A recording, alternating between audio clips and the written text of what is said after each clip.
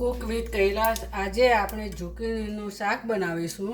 મેં એક ઝુકીની લીધી છે, એને આપણે બરાબર સોલી દીધી, ધોઈ નાખી અને બરાબર સોલી દીધી। સોલીને મેં નાના નાના ટુકડા કર્યા છે, એક ઝુકીનીના નાના ટુકડા કર્યા છે।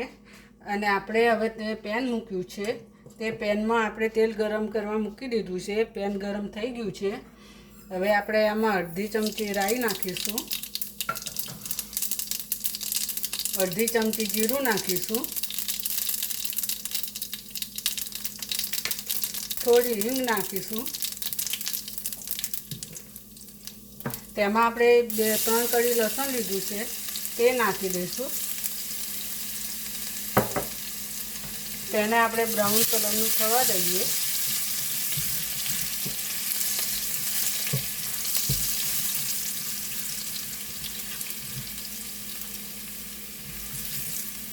મેં 3 કળી લસણ છે તે આખું નાખી દઉં છું। ગેસ આપણો ધીમો રાખવાનો છે। તેમાં મેં અડધી ડુંગળી લીધી છે, તે નાખીશું।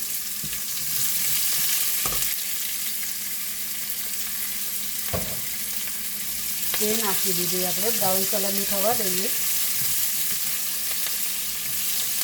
ગેસ આપણે એકદમ ધીમો રાખવાનો છે। ઝુકીનીનું શાક બહુ ફાઇન લાગે છે, રોટી સાથે, પરોઠા સાથે, દાળ ભાત સાથે ખાઈ શકીએ આપણે। તેમાં મેં એક અડધું ટામેટું લીધું છે, તે નાખીશું।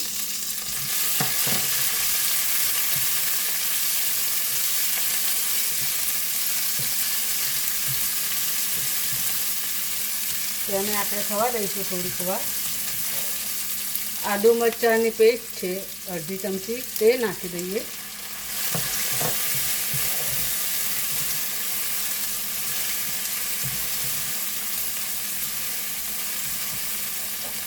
સ્વાદ અનુસાર મીઠું લીધું છે, તે નાખીશું।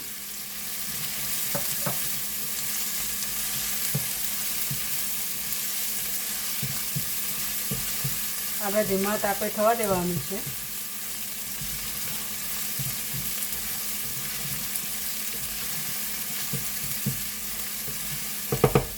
તેમાં આપણે મસાલા કરી દઈશું। અડધી ચમચી ગરમ મસાલો, ચપટી હળદર, 1 ચમચી ધાણા જીરું, અડધી ચમચી કાશ્મીરી મરચું,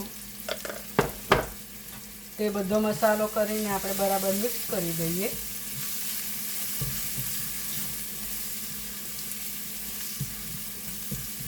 હા, એક ઝુકીની લીધી હતી, તે મેં સમારીને સાફ કરીને લીધી હતી, તે નાખી દઈશું, બરાબર મિક્સ કરી દઈશું।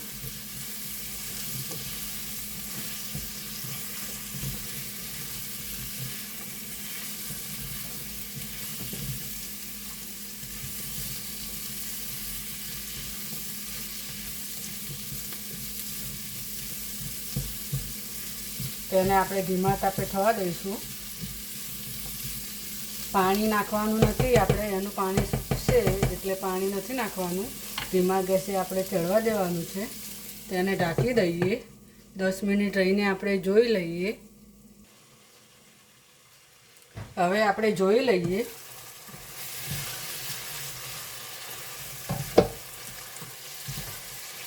હજુ બરાબર ચડ્યું નથી, થોડું વચ્ચે મેં એક વખત હલાવ્યું હતું।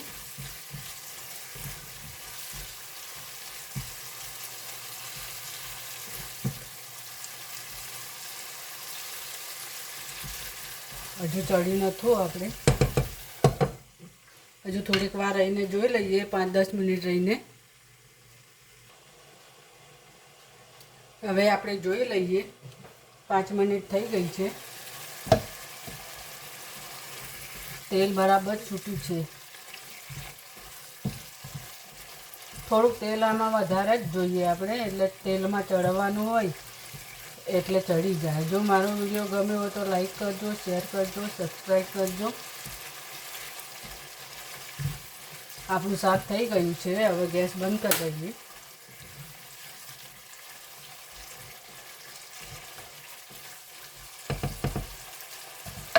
પાંચ મિનિટ થવા દઈએ, પછી જોઈ લઈએ ફરીથી.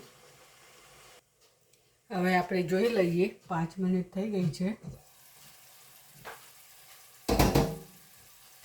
ઝુકીનીની શાક આપણે રોટલી સાથે, પરોઠા સાથે, રાઈસ સાથે બી સરસ લાગે. બહુ સ્વાદમાં સરસ બને છે. તમે પણ બનાવજો. થઈ ગયું છે. હવે આપણે બાઉલમાં કાઢી લઈએ.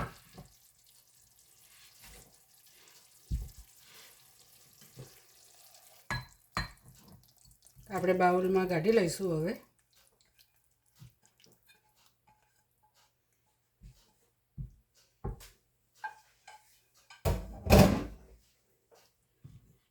સરસ બન્યું છે. અને ઝુકીનીનું શાક બહુ ફાઇન લાગે.